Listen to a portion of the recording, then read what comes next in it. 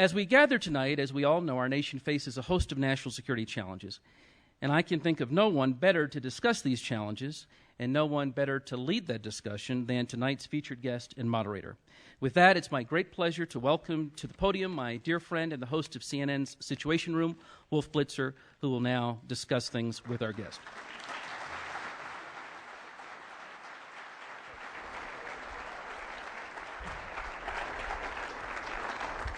McRaven.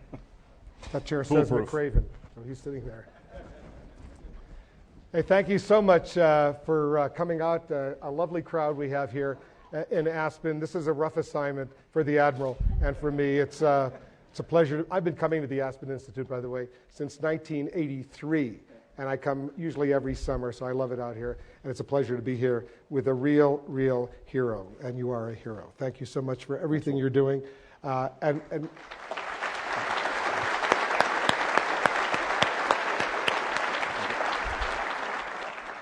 speak not only as an American citizen, obviously, but as a former Pentagon correspondent who's had a little interest in what you've been up to over these many years. We always think of, in recent years, of course, at least the past year, with Admiral McRaven as the orchestrator, the architect of the raid that killed Osama bin Laden. And, you know, we've all read a lot about it. I know Peter Bergen is here. He's written a whole book about it, an excellent book about it. But this is the guy who's sitting right here, who had the guts to tell the commander-in-chief, we should do it, let's do it. And when you ordered that raid, and when you said you think you did, you didn't even know for sure that bin Laden was in Abbottabad at that compound about a mile or so away from the west point of Pakistan, did you? Well, let me make one thing clear. I didn't order the raid. But he told the President of the United States that he thought he could do it. Yeah, I mean, and this is not a small point. The fact of the matter is, it was the President of the United States that ordered the raid. And he deserves an enormous amount of credit for that decision. And when he came to the head of special operations, that would be you, and said, what do you think? What did you say? Well, first, I will tell you that it was a long process to get there. And our piece of it, the military piece of kind of what I look at as kind of three components, was probably the easiest aspect of the entire raid. The two other pieces of this were the CIA's role, and I think when the history is finally written and outlined and exposed on how the CIA determined that bin Laden was there, it will be one of the great intelligence operations in the history of intelligence organizations. And a tremendous amount of that credit goes to Director Leon Panetta at the time, because he built the right team, he had the right people, he made some very gutsy calls, and he was not concerned about who got the credit. And so when you take a look at how he built that team, which was a military and intelligence team, tremendous amount of credit goes to the agency. And the other piece of this really is the President and his national security team.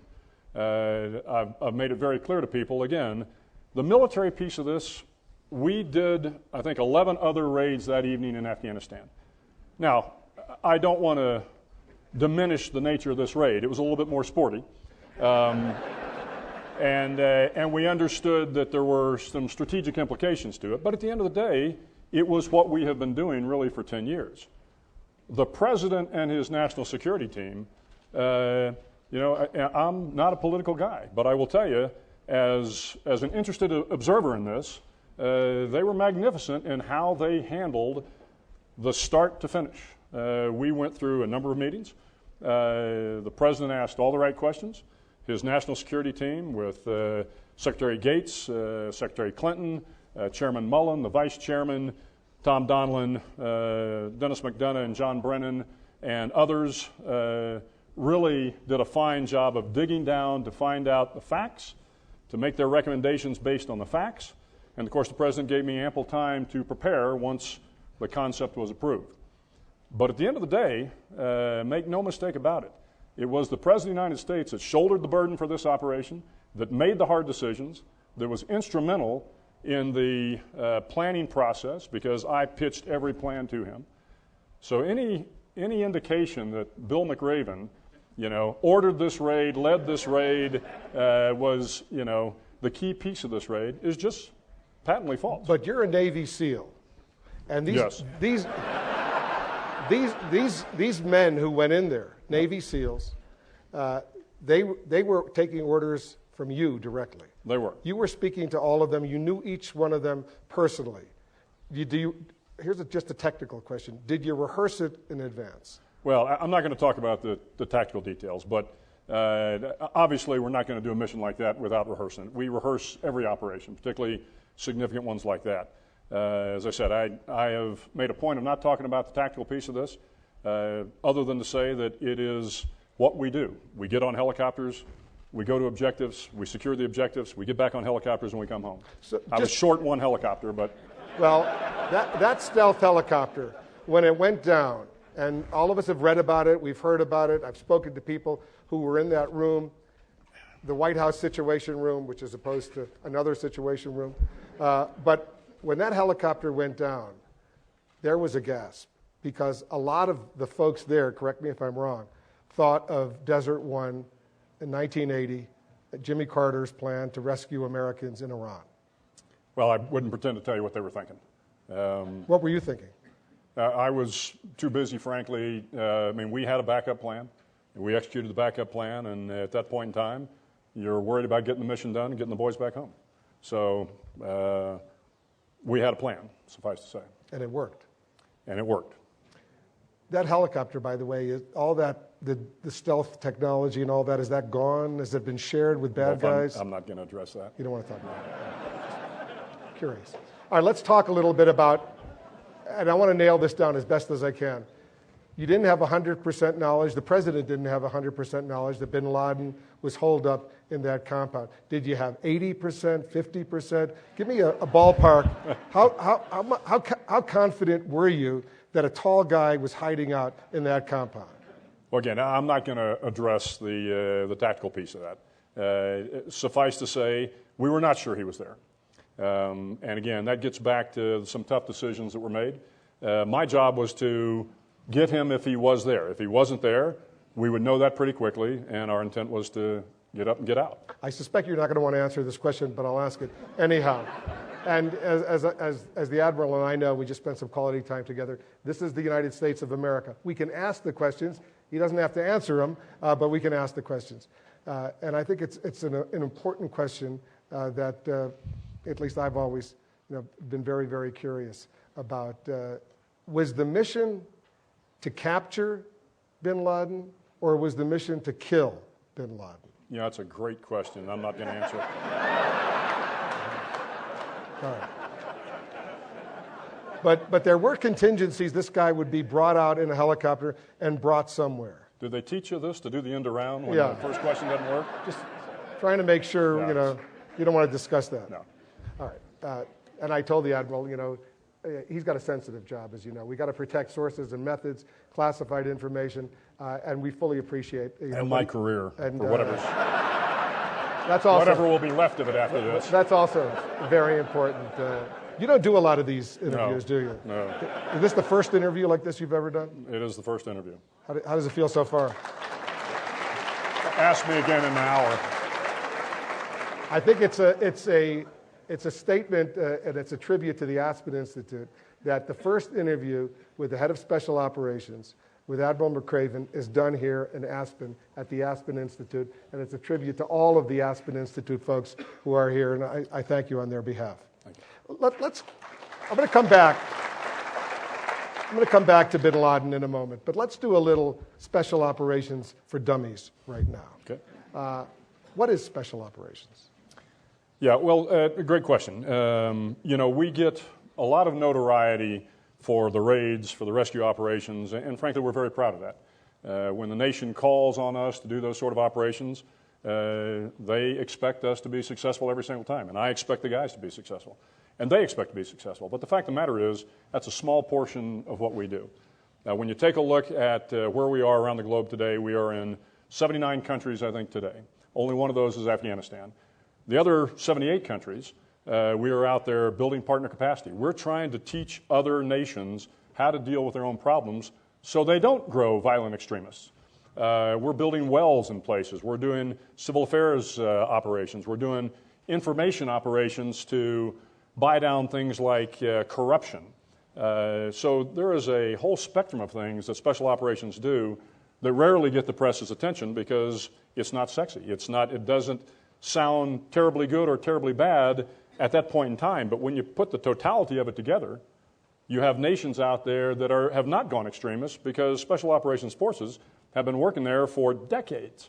So that's really a piece of the story. How many men and women do you command? 66,000 today. But let me qualify that term. Of the 66,000, you've got about 44,000 of those are people that can deploy forward. Of those 44,000, about 33,000 are kind of badged special operations or tactical units. So special forces officers, Navy SEALs, Rangers, Night Stalkers that fly helicopters. Those are the tactical units. So of those 33 to 35,000 folks, we deploy about 10 to 12,000 a day, or are constantly deployed. So right now in Afghanistan, our number's close to 7,000, and then another 3,000 spread out across the globe. We've got a good budget that supports that, and I'm a very interesting, what we call combatant command.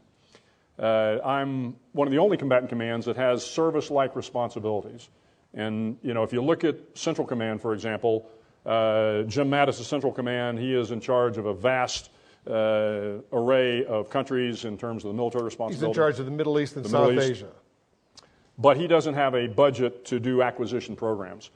When we were legislated into action in 1987, the Congress gave us a budget, Major Force Program 11. Very, very important because it allows me to put capability into the hands of the operators very rapidly. So if we identify a problem and an operator, says, I need a new weapon, I need a new boat, I need a better helicopter, then I'm in a position, because we have an acquisition authority, to be able to turn that requirement quickly and get it back out in the field. Special operations is one of only two Pentagon budgets that's not being cut. In fact, it's going up. Well, I think that remains to be seen. Suffice to say, we did pretty well in the president's budget that was put forward, and we're very thankful for that. And we'll see where it goes from there. What's the top mission that you have right now? Yeah. Well, my job is to provide support to the geographic combatant commanders. So as we talked about, the guys that actually fight the fight from the military standpoint are the geographic combatant commanders, CENTCOM, SOUTHCOM, EUCOM, and my job is to provide them, the best forces I can. They are the ones that execute the military mission within their area of responsibility.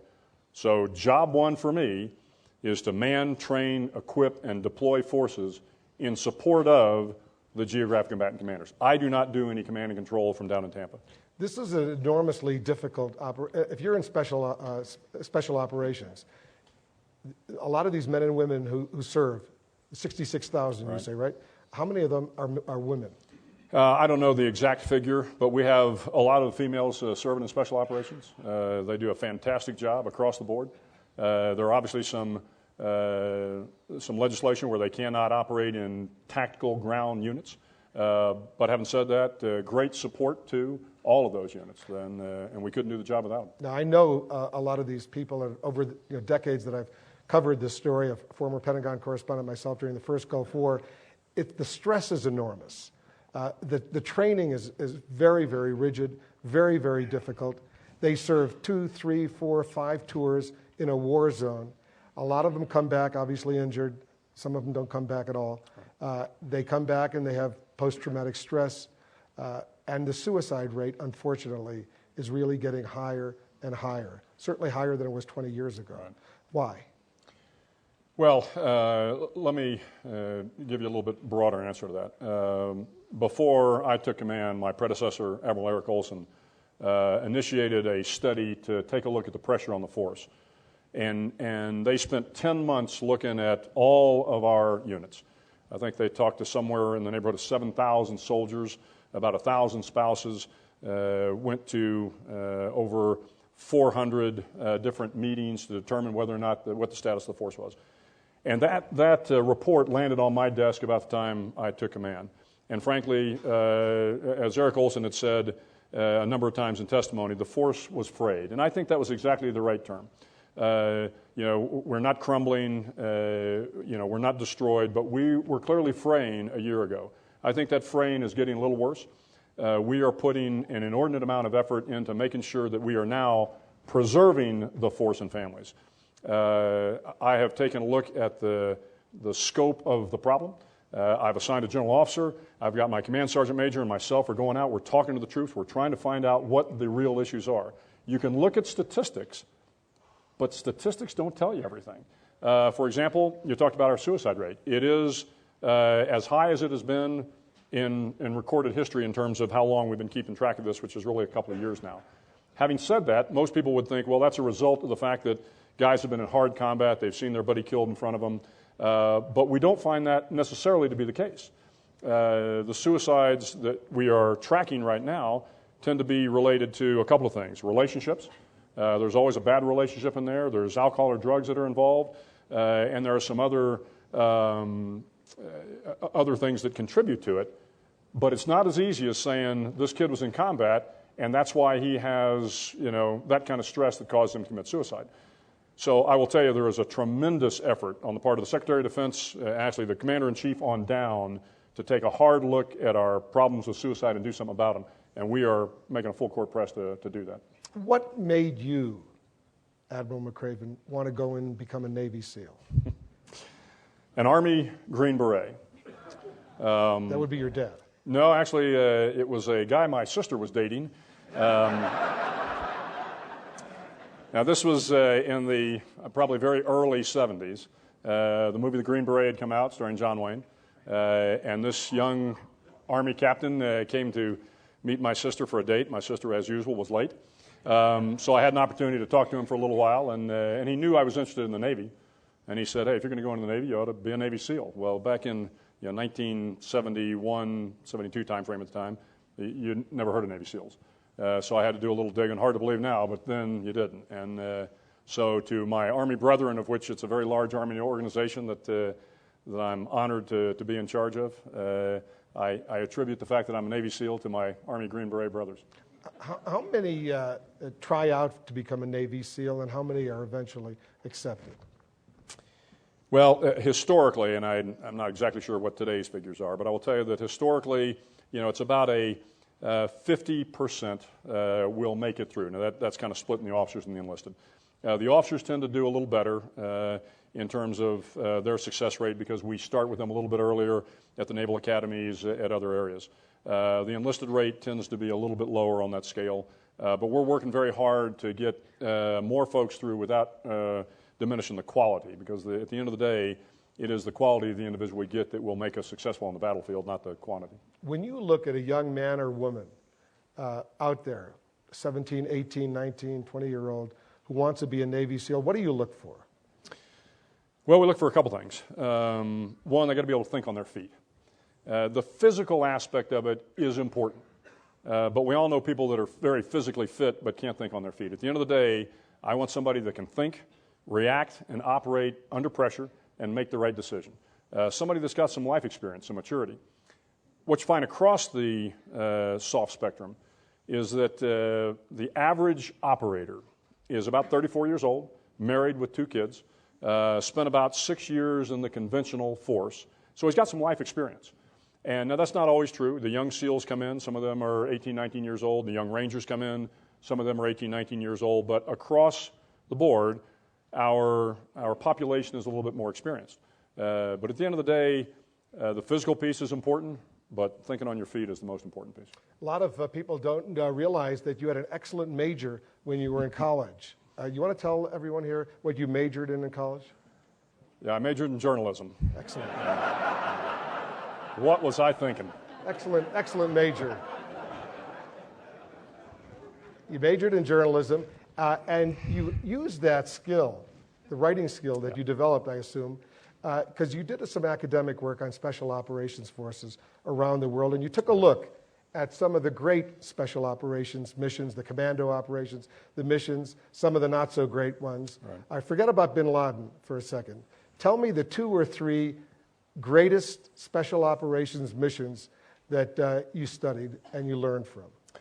Yeah, well, I was fortunate enough to go to the Naval Postgraduate School in Monterey, and had an opportunity to do some good thinking and research on special operations. And I was originally trying to figure out what the principles of special operations were. There have historically been principles of war, mass, maneuver, size, those sort of things. But I knew that a successful special operation was different, because invariably you've got a smaller force going against a well-defended force.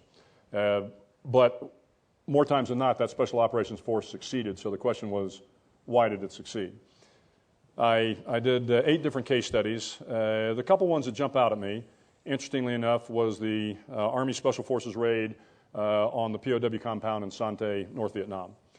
And while the prisoners were not there, and we were not successful in rescuing the prisoners, when you look at how those great Green Berets and airmen and helicopter pilots planned, rehearsed, and executed that operation, other than the fact that the intelligence was flawed and we were not able to get the POWs, it was, almost flawless in terms of the execution.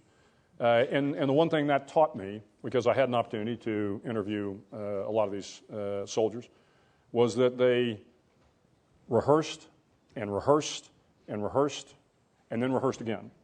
And they looked at plan A, plan B, plan C, and plan D, because they knew at the end of the day that no good plan survives first contact with the enemy. And so when things did go wrong to some degree on the target in Sante, they quickly flexed. The other one was the raid on Entebbe, the Israeli raid on Entebbe. Different model in that they didn't have as much time, but they had a very, very capable force. But in their case, they were very ingenious in how they approached the problem set. They knew they had to get close to the target. They knew they had to use some operational deception, which they did.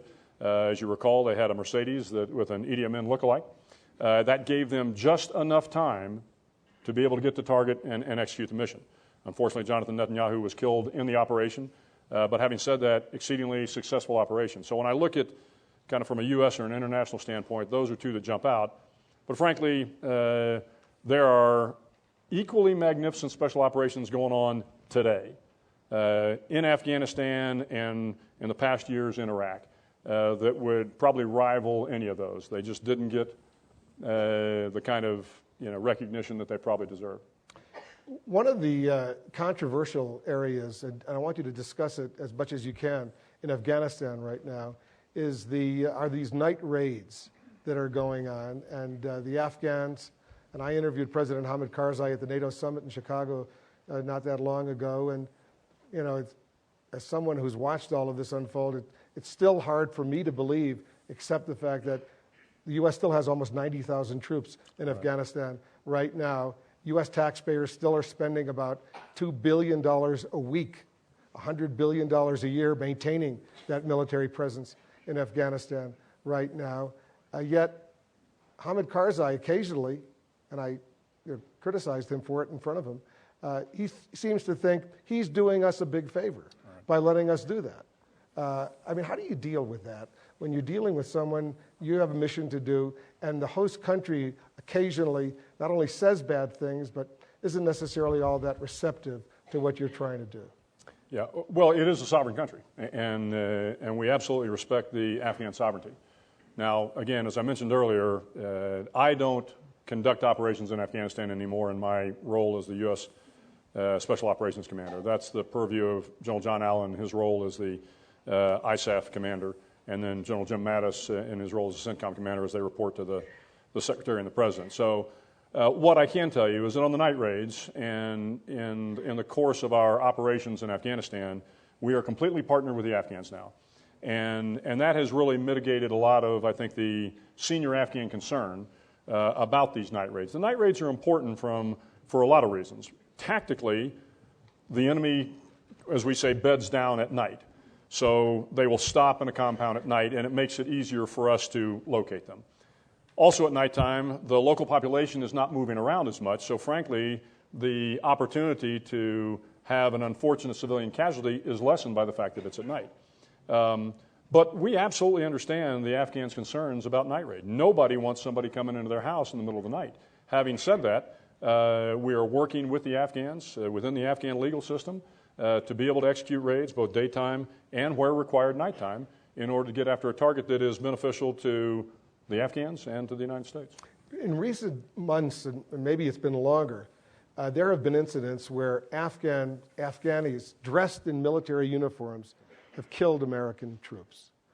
Raising the question, do you trust these guys that you go on a sensitive night raid with because they're armed, they're loaded, they may be totally loyal to the Taliban? We trust them 100%. And the fact of the matter is, when you spend time with the guys that we spend time with, I mean, you realize they are just as patriotic, just as committed, just as tough, just as courageous as the American soldier that's partnered with them. So for the folks that we work with, I don't think trust has ever been an issue. That's not to say that there aren't people out there that aren't trustworthy. And we have to recognize that, and we need to always, I think, be a little bit on guard. But the Afghans are wonderful people. Candidly, I think we've done a good job of partnering with them.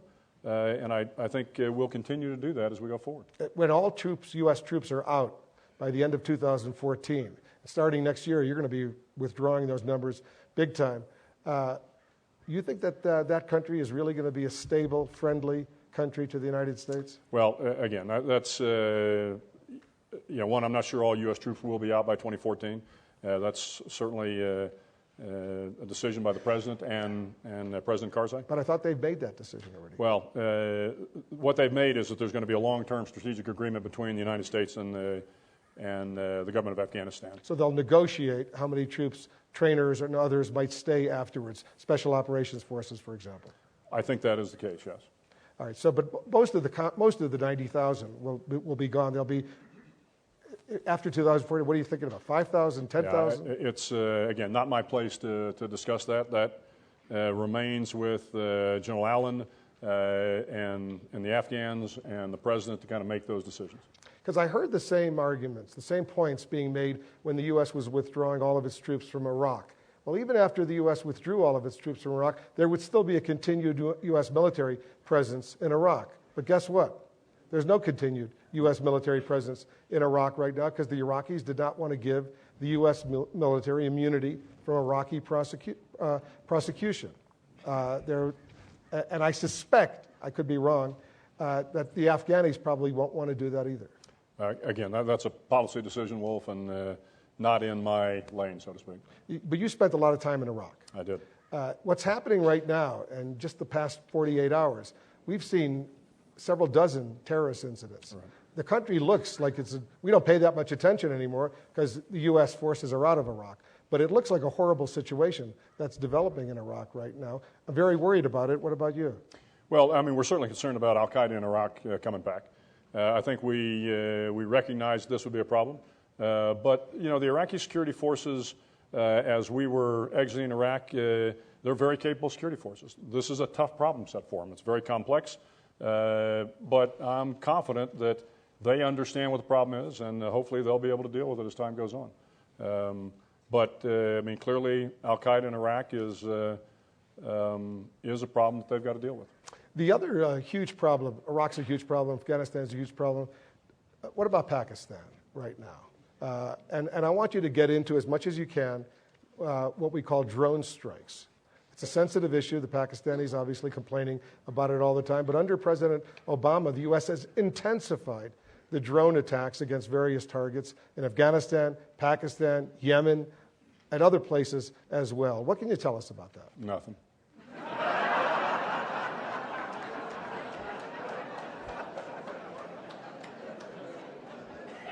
I'll rephrase the question. Here's what we know. Some of these drone strikes are organized by the CIA, but some are organized by the U.S. military, including special operations. Is that right? What I can tell you is the military uses drones in Afghanistan routinely to conduct strikes. In Afghanistan? In Afghanistan. But you don't want to talk about other places? Don't want to talk about other places. It's a very sensitive subject. Then why would I talk about it? Of course.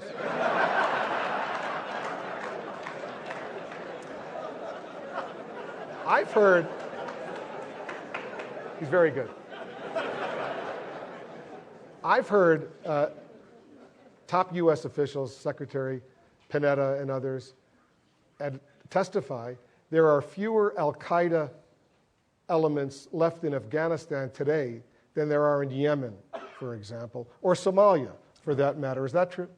Yeah, I think that's a true statement. And again, it's been a year since I've been in Afghanistan. But the number of al-Qaeda in Afghanistan, a year ago, numbers in somewhere in the 100 or so. They can still be key interlocutors, so we're always wary of them. And where there are al-Qaeda, I know the military makes a very aggressive stance to go after them. So they are still a problem in Afghanistan that we have to deal with. Are there more in Yemen? Based on the reports I see and the open press reports, there certainly appear to be a lot of al-Qaeda in Yemen. And what should the U.S. be doing about that, or in Somalia for that matter? Yeah, well, I think what the U.S. is doing is they're partnering with the government of Yemen. The government of Yemen has been very supportive in this partnership. And we are, again, working with the Yemeni forces so that they can take care of their own security problems. And as they made the transition from President Saleh to President Hadi, that transition, frankly, probably went better than we would have expected. President Hadi has done a good job of kind of stepping up to the plate, taking this threat of al-Qaeda in Yemen seriously. And because of that, the United States is, again, reaching out to him where it is appropriate to do so. I was in Cairo and Tunis with Secretary of State Hillary Clinton about a year or so ago, maybe a little bit more, and she walked around Tahrir Square, and the Arab Spring everyone seemed to be very upbeat, very positive, very confident that democracy was moving in the right direction in North Africa, in the Middle East. But now people aren't that confident. Can you give us your assessment of what's going on in the Arab Spring? Yeah, well, I'm certainly not an expert on the Arab Spring. What I know is democracy is hard, and I've watched it as we've tried to build democracies in Iraq and Afghanistan. It's tough. It took us a long time as a nation to build a strong democracy. It will probably take them some time. But again, I'm not an expert on the dynamics of the Middle East. My job is kind of purely in a military role to support, again, in this case, General Mattis or Admiral Stavridis as required. But you do work closely with foreign militaries. Absolutely. How does that work out? I mean, give us a little description. I'll throw out an example, Israel. Okay. What do you do with Israel? Well, I won't focus on Israel. What I'll tell you is with all the countries, as I said, we're in about 78 additional countries above and beyond Afghanistan today. We work, first thing we do is we go in and we sit down with the country team, the chief of mission, the ambassador, make sure that our goals are consistent with the ambassador's goals. There is some belief out there that somehow we have a separate agenda from the ambassador, and I will tell you that's absolutely not the case. We sit down with the ambassador. So if you go into a country, whether Israel or Egypt or any other country, first thing you do is meet with the U.S. ambassador. Well, before we ever go into a country, the U.S. ambassador and the country team have to provide us country clearance in order to get into the country. So any thought that somehow special operations guys slip into a country and do things that are outside the purview of the embassy is just patently wrong. Everything we do supports the embassy mission there, and that starts months before we ever enter a country. So we'll work with the embassy. We will partner with a unit that is vetted, that's gone through the Leahy vetting to make sure that there are no human rights violations. What vetting is that? The Leahy Amendment is an amendment that basically tells us we have got to make sure that the partners we are working with have really no human rights violations so that we're partnering with the right people. This is after Senator Patrick Leahy. Correct. Once all that is done and a unit is identified, then we will partner with that unit. And a lot of times it's basic infantry tactics, depending upon the unit, to get them up to a certain level. And then when they're at the appropriate level, military level, then we can kind of continue to, we do the crawl, walk, run approach, if you will. And then some of the countries obviously have high-end counterterrorism units, and it's easier for us to kind of partner with them and kind of share tactics, techniques, and procedures. But in every case, regardless of the country, there's a partnering with the embassy. There's an understanding of what the embassy's requirements are, what the geographic combatant commander's requirements are. We make sure that's all understood before we ever set foot in a foreign country. And then there's usually, with a friendly country, there's pretty good cooperation. Absolutely. Whether a NATO ally or other countries. You bet. And you train each other, you help each other, you learn from each other. There's a good dialogue going on. Absolutely. I mean, there's this belief that, as we go in as Americans to a less developed country, that somehow we're doing all the teaching. And that's absolutely not the case. The fact of the matter is, we go into a country, we're learning a lot about their culture. And the one thing we talk about within special operations is understanding the human domain. The human domain, I mean, you can think of it as you got the maritime, the ground, the air, and then there's a human domain you have to operate in. And that's the kind of the totality of the physical, the cultural environment that has to do with the people that you're dealing with. So as we go into a country in Africa or in the Middle East or in the Pacific region, we're learning about them. We're learning what their culture is. So next time we come back in, they understand who we are. We understand who they are. You got to build that trust, and you can't surge trust. So you've got to start it early. And that's one of the things Special Operations Forces do very well. Small footprint. We don't take a lot of guys to do that, and pretty cost effective. How good is the U.S. right now in linguistic skills? Do you have enough Arabic speakers, for example, to get the job done from your perspective? Yeah, we're always short on our linguistic skills. To learn Arabic, it's a very difficult language. We've got some great training that takes place at most of the major institutions we have within Special Operations, primarily at Fort Bragg.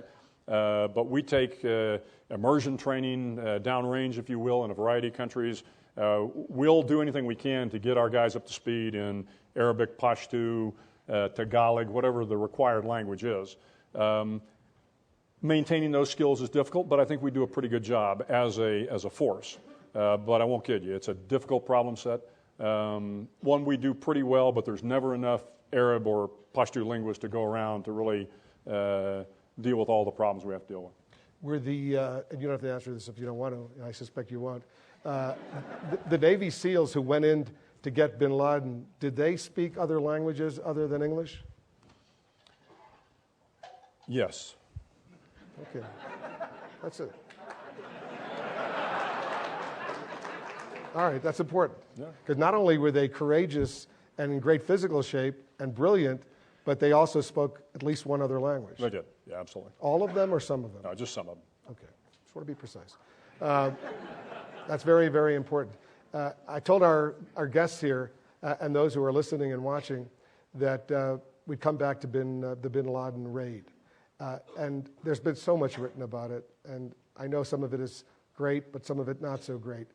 Share with us one nugget that without violating sources and methods or classified information, that you believe is important that the American people know about this raid that they may not have read about or don't know about, something that you want to share.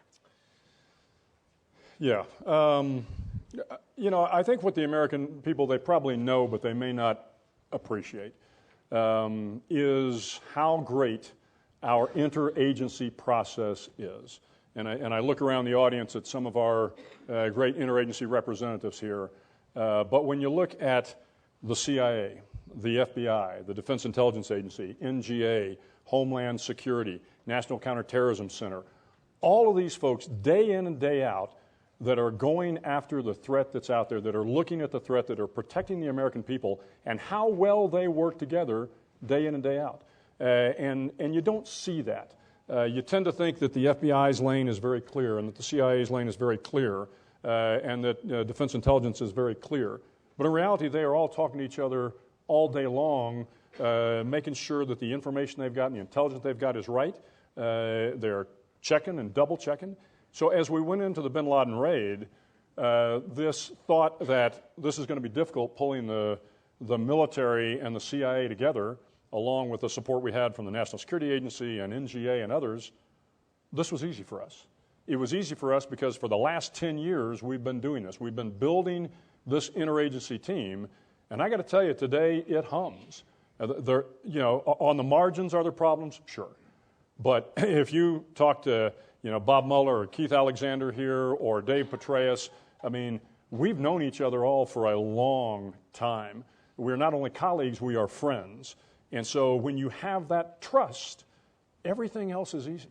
And we built that trust up over many, many years. And how good is the intelligence? Because without good intelligence, in the bin Laden raid, if you didn't have good intelligence, sure, you wouldn't have known anything. But when you go into a mission in Afghanistan or any place else in the world, do you have confidence in the intelligence you're getting? We have the best intelligence agencies in the world, bar none. And there's nobody even close to us.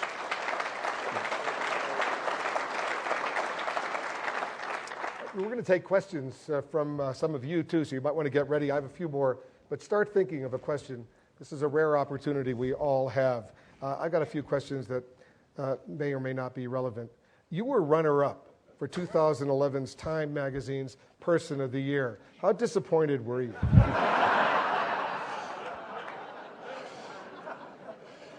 Yeah, I'm not even sure how to answer that, Wolf.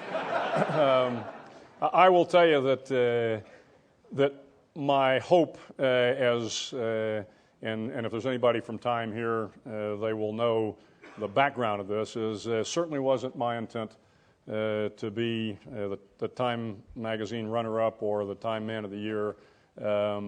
And frankly, I fended off a number of attempts to have interviews because it isn't about me. I mean, it's about that young E5 with 2 kids, married and 2 kids, who's on his 11th and 12th deployment. That's who the real heroes are out here. And to put,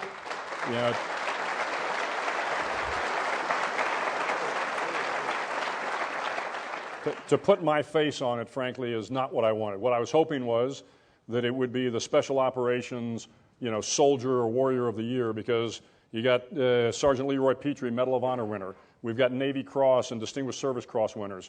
We've got Silver Star winners out there. I mean, it was a phenomenal year for Special Operations. And frankly, to focus on me and the Bin Laden raid, just didn't necessarily set well with me. What did it feel like? And I was anchoring our coverage of the President's State of the Union address when you were invited to sit next to the First Lady up in the gallery before a joint session of the United States Congress. And you were obviously introduced, and the whole world was watching. What did that feel like, a Navy SEAL, just a guy like you? Well, it was quite an honor. It's the White House had reached out to me a couple weeks before and invited me on behalf of the First Lady and the President to sit in the box, and I thought it was a very gracious offer, and I was honored to do so. And really to help represent the men and women in uniform, in addition to the Joint Chiefs that were present at the State of the Union. Did you have to go through clearances and authorization from your commanders, or when the Commander-in-Chief says, "I want you up in that gallery," you're in the gallery? Yes, in a word. Yeah. So I mean, it was understood. In discussions with the Secretary and the Chairman, they understood the offer. And as I said, I was honored to accept the offer. Is he what kind of Commander-in-Chief is he? The President of the United States is fantastic. And again, I'm not a political guy. I've worked in both administrations. I very, very much enjoyed working for President Bush, and I very much enjoy working for President Obama. And it's again, this isn't about politics. This is about a commander-in-chief who I have the opportunity to engage with on a routine basis, and watching him and the decisions he makes, along with his national security team. They're a very impressive group of guys and gals, and so as an operational, as a commander, I feel comfortable that when we present our best military advice to the President and his team, they take it very seriously. They consult routinely with the senior leadership of the military, and they do the best they can to make the right decisions. So, that's my personal opinion, but I'm very very impressed with the President and his national security team. I've heard that from others as well. In your position, the fact that he never served in the military and Mitt Romney never served in the military, is that at all a factor that the American people should consider at all? Well, I know from the uniform military standpoint, I mean, we serve the President and the Commander-in-Chief.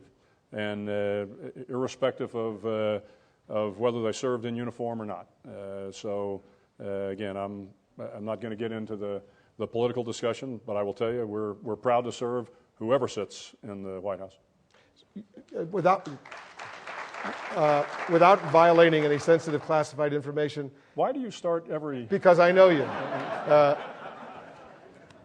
Just walk us through what you know, in general terms, because you're not going to be specific, where you go from the Aspen Institute. In terms of what will be a normal, week for you next week? Yeah. I'd have to ask my aide-de-camp to find out what the heck I'm doing next week, to be honest with you. I spend a lot of time up in Washington, D.C., because, as I said, I've got dual responsibilities. You're based in Tampa. I'm based in Tampa. That's where the Special Operations Command is headquartered. Right. I'm based in Tampa. Fantastic town, great support from the people there in Tampa for both U.S. Special Operations Command and Central Command. But I spend a couple days a week up in Washington, D.C., because, again, as I said, I have service-like responsibilities. So as we're working through budget issues, as we're beginning to build the next Program Objective Memorandum, the POM, it's important that I'm up there to interface with my service components. One of the things that's very important to understand about special operations is that we are not special operations without the support of the larger services, the Army, Navy, Air Force, and the Marine Corps. They provide us a very, very large part of our capability. We would not be the special operations forces we are without the support of the services. Again, this gets back to the trust and relationship I have with guys like General Ray Odierno, General Nordy Schwartz, Jim Amos. These are great working relationships, and John Grainer at the CNO. Great working relationships, great personal relationships. So as we get into kind of tough issues, budget issues, we can sit down across the table with each other and come to good decisions. So I spend a fair amount of time in Washington, D.C. I like to get out, obviously, and visit the troops. And they are spread out across the entire continental United States, and as I mentioned, across the globe. But my responsibility for the troops based in the continental United States is to make sure that they are trained and equipped to the best level they can be. So as I get out on the road, I am looking hard at whether or not I am meeting their expectations in terms of providing the equipment they need, and frankly that they're meeting mine and the nation's expectations and being the best special operations warriors they can be. And they're excellent indeed. We're going to take some questions. We'll have to do another question before we move on to your questions. The Pentagon's overall budget, and you're only responsible for part of that, and your budget is in relatively good shape. But, Leon Panetta, the Defense Secretary, he's very upset. He's very worried about what he calls the hollowing out of the U.S. military. I was just with him in Brussels at NATO headquarters, and he was very, I interviewed him, and he was, pretty worried that he's already cut $500 billion over the next 10 years. And if the sequestration goes through, if there's the fiscal cliff or whatever, and another $500 billion over the next 10 years has to be cut, he doesn't know if that's, what the impact of that is going to be. Here's the question that I have. Because others are saying, with all the troops coming out of Iraq, most of the troops, pretty soon will be out of Afghanistan. The military can afford to cut its expenditures. And right now, and I think it's a fact, we've fact-checked this, the U.S. military, the U.S. Defense Department, its annual budget is higher than the next 15 countries combined. And that includes friendly countries, NATO allies like Britain and Canada and France and Italy. It includes not-so-friendly countries like China and Russia. And it includes adversaries like Iran, North Korea, and other countries. So why does the United States, why do American taxpayers need to spend so much more than the next 15 countries combined? Well, I think you'd have to ask the American taxpayers whether or not they feel that the value they get from their military is worthwhile. Again, this is a issue for the American people. I will tell you, needless to say, absolutely agree with the Secretary. We're not even planning for sequestration. The Secretary has made his concerns known to the President and to the Hill, and we're going to let the Office of the Secretary of Defense, the Secretary, and the President kind of fight that budget battle.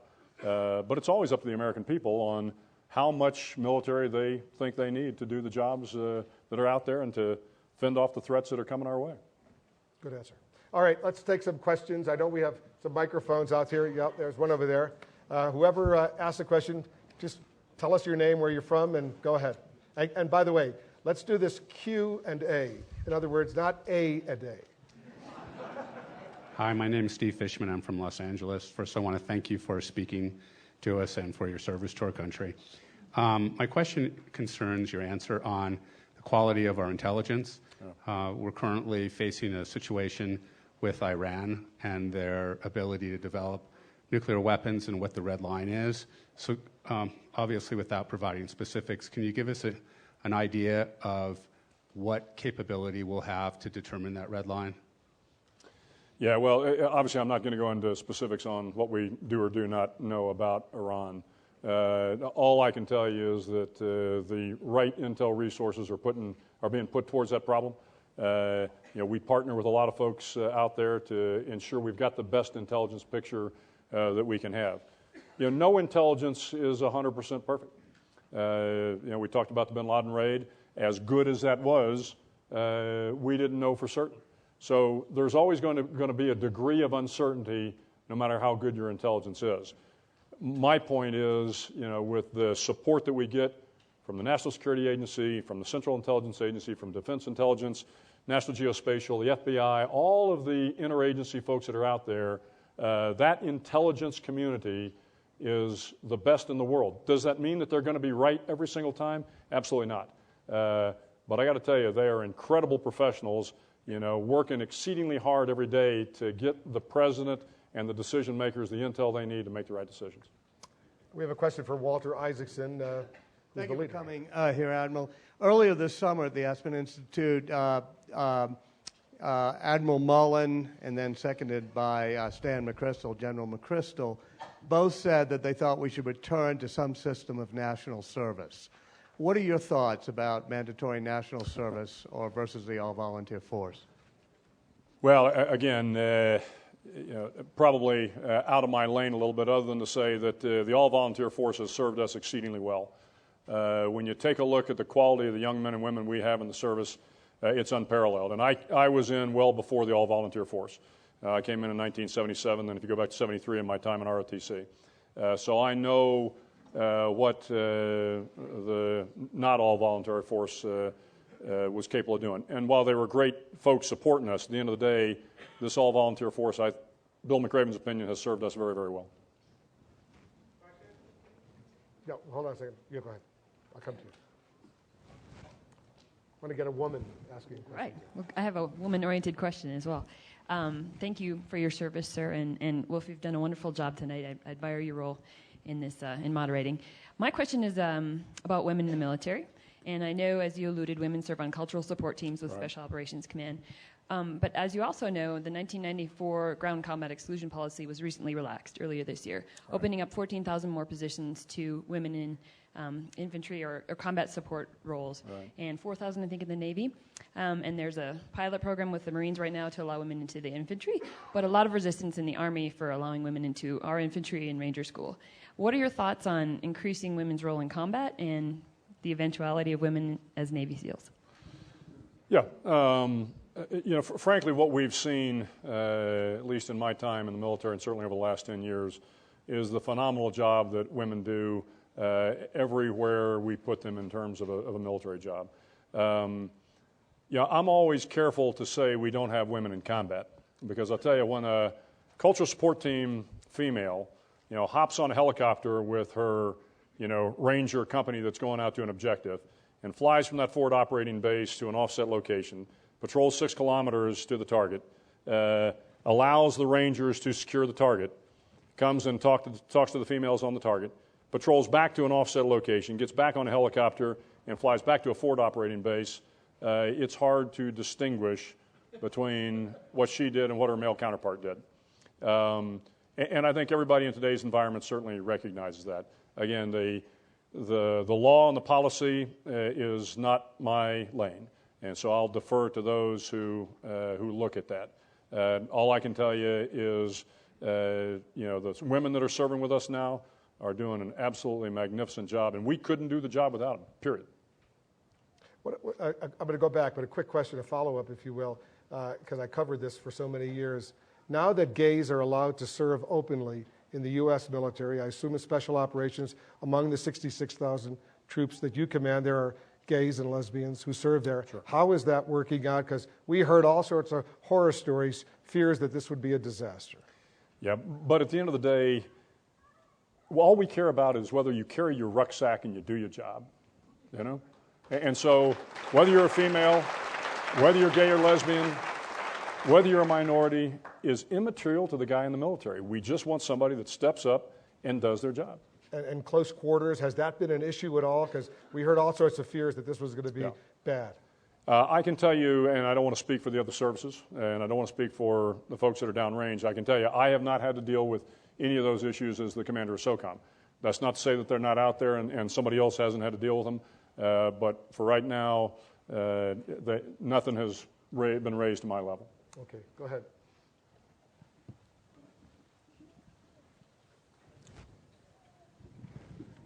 Thank you. My name is Brad Cravoy. I'm a film producer from Los Angeles, and thank you very much for your service.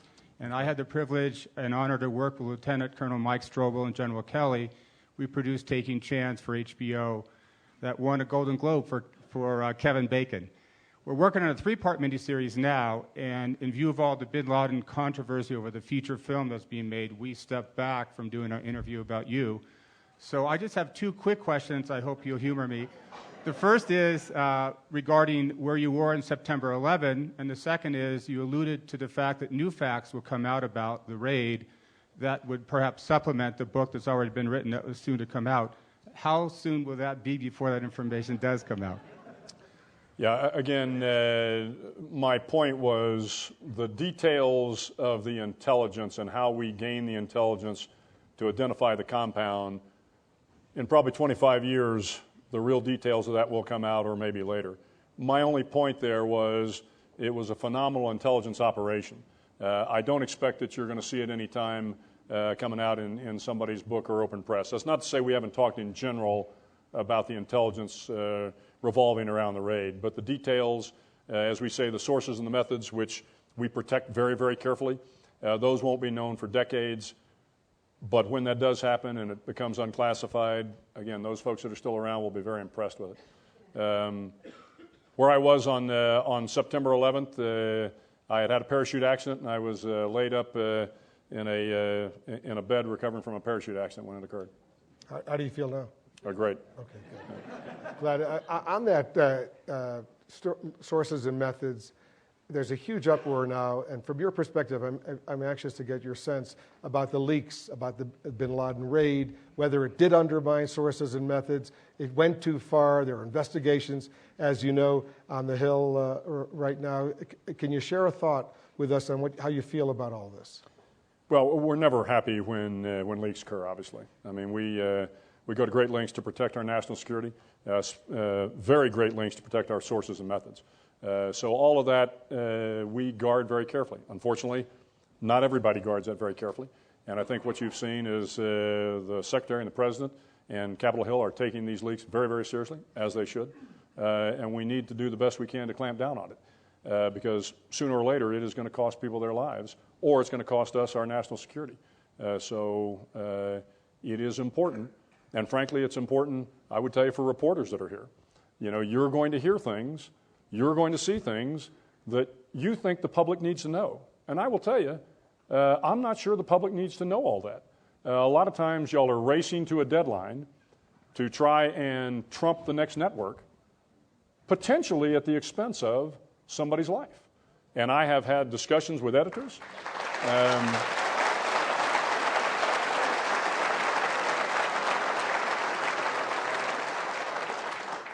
I have had discussions with editors about the sensitive nature of some of the things they're about to print, and they've been very candid with me and said, you know, if so-and-so is going to beat us to the story, I'm going to print it.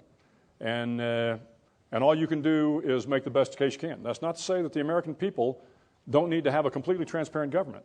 I got it, and I'm the guy that is working to protect that transparency for all the right reasons. But I do think as reporters, you have an obligation as well. And I would encourage every reporter in this room to accept that responsibility to protect this country. I couldn't agree more. But has there been, in your mind, without getting into detail, a specific piece of damage to whatever you do as a result of recent leaks? I can't address specifics. Again, a lot of these Don't are tell me the specifics, Yeah. but just, has a mission been hurt? Has an American life been endangered because of something that appeared in a newspaper or a magazine or on television?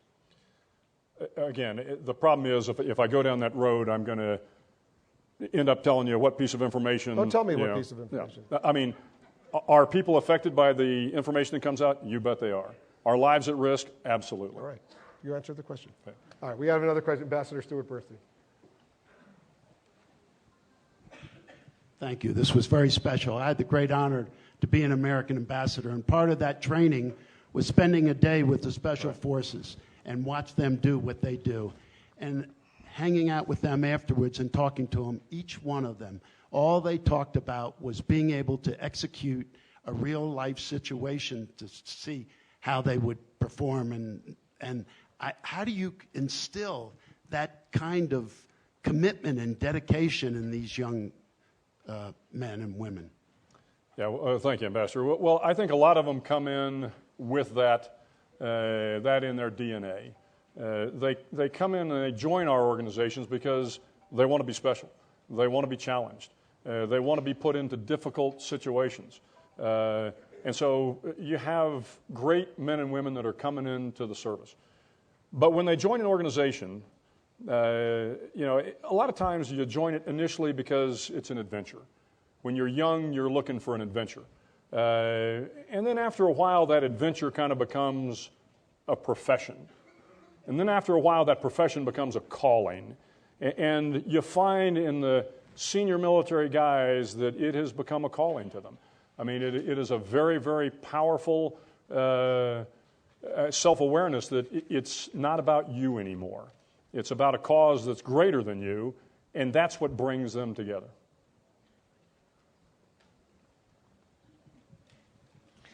Elmar Tevison with ZDF German Television. Thank you very much for the insights that you gave us tonight. And I promise I'm hoping for an answer that doesn't endanger any lives, sir. I was thinking that maybe there could be a good argument be made, a very good argument, ethical argument be made for the legitimacy of drone strikes and targeted killings. But you rarely hear about it because officials are not talking about this publicly. Do you think that the public deserves more explanation about the ethical side of targeted killings and drone strikes? And while I'm at it, let me ask the question that David Sanger of the New York Times posted in his book, basically saying, what makes a drone strike different from, for example, plugging an explosive device to a car of an Iranian scientist? Well, I think you answered your own question a little bit. I mean, the fact of the matter is there's a lot of discussion out there about drone strikes. I see it on the cover of magazines. There's books written about it. So to say that we, as an American public or as an international public, are not talking about drone strikes, I think is not true. We look at drone strikes, and again, I can tell you within the Afghan framework, and that's what I'm prepared to talk about.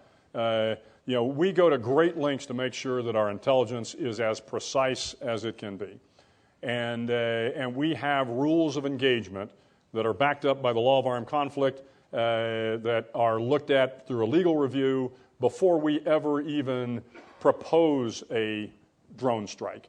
Recognizing, again, that in a theater of war, a drone is just the vehicle that takes the weapon to the target. So as long as you are adhering to the law of armed conflict and adhering to the legal protocols, then a drone for us in Afghanistan is no different than an F-15 or an F-16. In terms of the legal aspects of it, again, I'll leave that to the lawyers. What I do know is that as we have very strict rules of engagement that are informed by, that are framed by the law of armed conflict and a whole host of other conventions. Those drones are pretty good, though.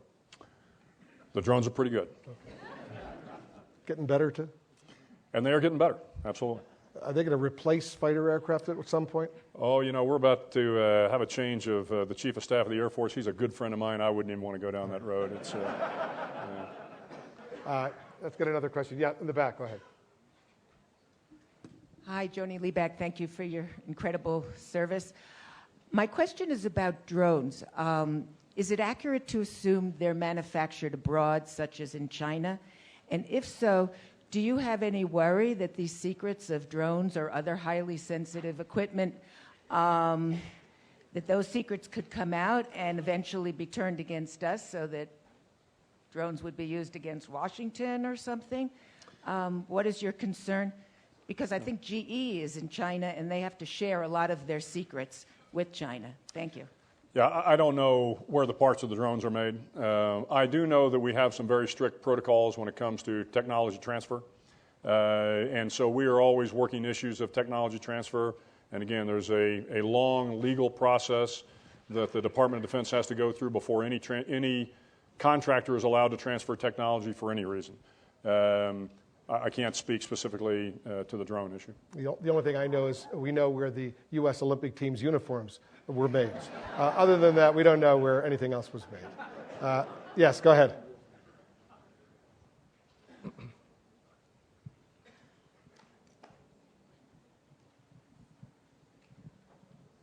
Hi, Dan Kleidman from Newsweek and the Daily Beast. Thanks for being here, Admiral. Back in May, Mitt Romney was on the campaign trail, and he was asked about the raid on the bin Laden compound. And what he said was, effectively, any president would have made that call. I wonder what you think of that statement. Yeah, I'm not going to get into that discussion. Well, let me ask it a different way. Do you think that any president would have made that call? They didn't teach me this in journalism school. So you ask a question, you rephrase it, you try to come in? No, I'm not going to answer that question. All right. It's a good try, though. All right. Go ahead.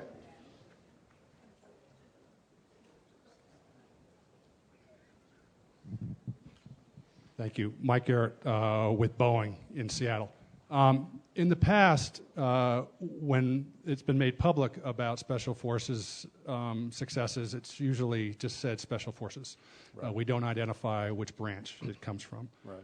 What went behind with respect to identifying the SEALs in this case with the bin Laden success, and how were you involved with that, and what was going through the pros and cons of why we would want to identify them specifically from a risk standpoint? Yeah, I mean, I think anytime we have an operation that gets that kind of international scrutiny, invariably people want to understand the good news aspect of the story. And this was a good news aspect of the story. The units that contributed to the success, I think, were part and parcel to that. We do identify units routinely on operations. I mean, we talk about Navy SEALs and Army Green Berets and Army Rangers. So I think it's a little misleading to think that we don't talk about specifics. Now, we don't generally get into the names of the individuals. We're very, very careful about that to protect their families. And that really becomes a red line for us. I mean, if you say it was, SEAL Team 1 or the 75th Rangers that conducted an operation, we're generally okay with that. When you start getting down into the specifics of who did it, that becomes a red line for us because it is really about protecting the individual and their families. And what's important is that not one name of any of the Navy SEALs who went into Abbottabad has been disclosed. And frankly, I do give the press a lot of credit for that because my guess is there are folks out there that know some of those names. So to the folks, the members of the press that are here, I greatly appreciate that because it does, when you talk about the fact that will it protect individuals and their families, you bet it will. This is a sensitive subject, and I know we're almost out of time, but I just want to press you on this because I've been, for many years, very sensitive to it as well. We're all journalists, we're all Americans, but we're human beings. We don't want to see people needlessly get killed. So when somebody in a position of high authority, the military, the civilian rank, comes to us and says, if you report this, lives will be endangered, we listen. And very often, we don't report it. And we appreciate that. And it's just a matter of, we'll rather take the chance in getting scooped by somebody else than report information. But it's something that the top military and political leadership can't just use. When they come to us and they say that, and they do from time to time, it's really got to be the real thing. Because if you just, and I hate the expression cry wolf, it's going to really down the road endanger brave young men and women. No, we absolutely have to have the same integrity that we expect of you if we're going to ask you to protect those, again, those personnel and those sources and those methods. So no argument there. Yeah, and at CNN, I can only speak for CNN, we're very sensitive to that because we have viewers in 240 countries around the world who are always watching, including some of those countries not very friendly countries. All right, we have time for one more question. Is there a woman who would like to ask a question? Yes, please, woman, stand up.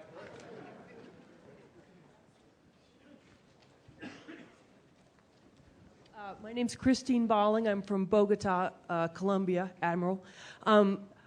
You mentioned earlier that there's much that the Special Forces do that is not publicized. Humanitarian assistance, civil affairs, and so on. And I understand on a very superficial level the by, with, and through theory, which is essentially that the Special Forces do not want to put an American face on their work. They would rather increase the legitimacy of a host nation's government in the eyes of the host nation's citizens. Question, are there sometimes an exception to that rule?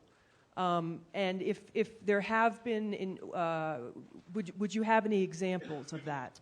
Well, I'm sure there's exceptions to every rule, but as a matter of kind of policy and approach, we absolutely want the host nation to get the credit. Colombia is a fantastic example. As you know, we've been working with the Colombians for decades, and certainly since Plan Colombia came into effect, we've had a very great working relationship with the Colombian Special Forces. They are magnificent special operations forces, and they have done a terrific job against the FARC in Colombia. And that is a credit, again, to the Colombian leadership, both political and military leadership, and to the great soldiers that they bring into the Special Forces. We don't hide the fact that we've been working with Colombia and SAW for some time. We embrace that. But what we don't do is it's not about credit for the United States. It is about a partnership with the Colombians that, frankly, is making both of us better. So when we have an opportunity to discuss our relationship with another country, it's not necessarily about giving credit to one force or another. It's to talk about how we're strengthening that partnership and the value of that partnership to both countries. That wraps up our presentation. I'll have the prerogative of one final question, and you'll leave all of these people. And I think it's fair to say, in the past hour and 15 minutes or whatever we've been up here, we came in with a certain body of knowledge, but we're all leaving a little bit smarter than we were when we came in, which is the goal of this forum. I'm so proud that CNN is co-sponsoring it with the Aspen Institute and the New York Times. So here's the final question, Admiral. And I'll thank you for all the work that you do. At some point, you're going to retire from the U.S. Navy, and you're going to have to go back and to do some civilian work. Right. Here's the question. Have you given up on your dream of becoming a journalist?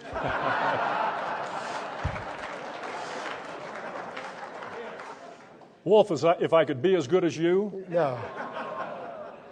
Just give me a yes or no. Have you given up your dream of becoming a journalist? Because as you know, there are some retired military personnel. We see them talking on television all the time. Have I given up my dream? Absolutely. Yeah. Let's give a big round of applause. Thank you very much. Thank you. Appreciate it. It was excellent.